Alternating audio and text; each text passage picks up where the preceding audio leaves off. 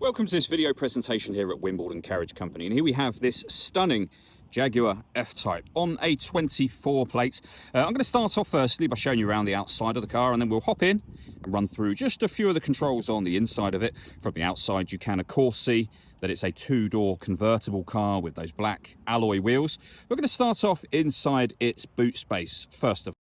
As we approach the back of the car, you can see firstly the reversing sensors, the 4 tailpipes on this vehicle. Given the nature of the car, especially as it's a convertible, a decent amount of boot space, a particularly deep boot as you can see. Okay, so we're just going to work our way back around to the front of the car, and then we'll hop in, and as I mentioned, we'll run through some of the controls on the inside of it from there. Now that we've done a full circle though, you can see firstly the alloy wheels are in pristine condition, as is the bodywork the entire way around this car. Just briefly before we climb in, I think it's well worth seeing the interior from this exterior point of view. There's plenty to run through on the dashboard, so let's hop in and we'll do that right now. Okay, now that we're inside the car, we're going to start with the dials first of all. On the left-hand side, we have the speedometer. We have a digital readout for the speedometer. We have the fuel gauge beneath that. Over on the right-hand side, we have the rev counter. The gear the car is currently in, so it's an automatic. We're in park at the moment. And then below that, the coolant temperature gauge. The total miles for this car are only 2,971, so very low mileage for the car's age. There's various different menus you can access up in this central screen area, and that is done with these buttons just here. We've also got our stereo controls and phone controls there. Cruise control over on the right hand side, speed limiter and a heated steering wheel. The plus and minus pedal, so you can change up and down a gear manually with this automatic gearbox. Into the center next, we have the main screen. We're on the kind of settings menu at the moment. You can swipe through to the main menu, which I'm going to come back to in just a moment. From the settings menu, you can see we've got Apple CarPlay and Android Auto both available. The main menu can be accessed by hitting that home screen, and then from there, as I say, just your kind of main options really, one of which, of course, is satellite navigation. Your media, so this is where you'll listen to your radio.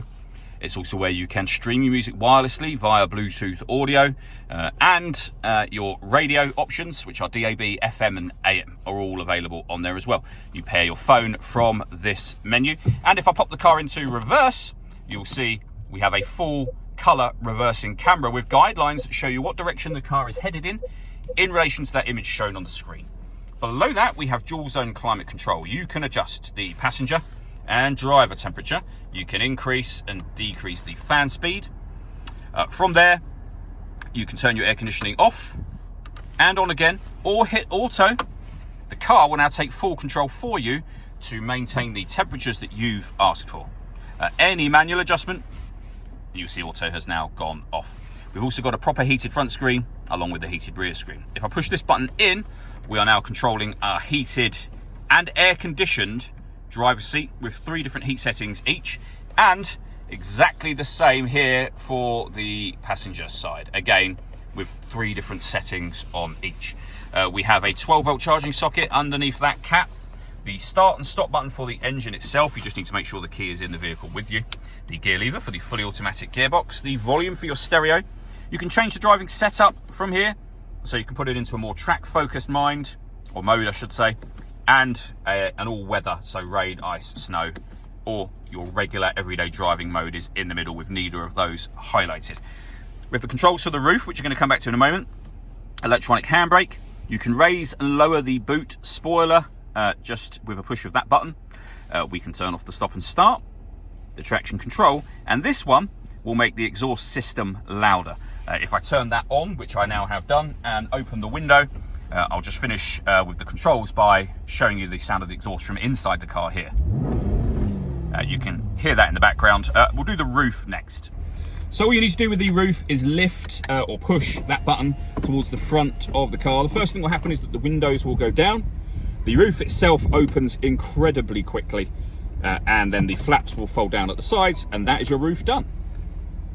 The last thing I want to talk about is the paperwork we have for the vehicle. So you can see the V5 registration document just there. The key you're looking at is the spare key, so 2 keys in total.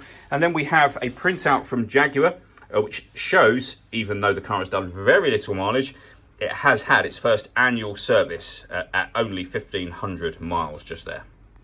all that leaves me to say is thank you for taking the time to watch this video. If you'd like to come and see the car for yourself and have a test drive, or you'd like a live bespoke video tour, please feel free to give us a call here at Wimbledon Carriage Company. We'd love to hear from you.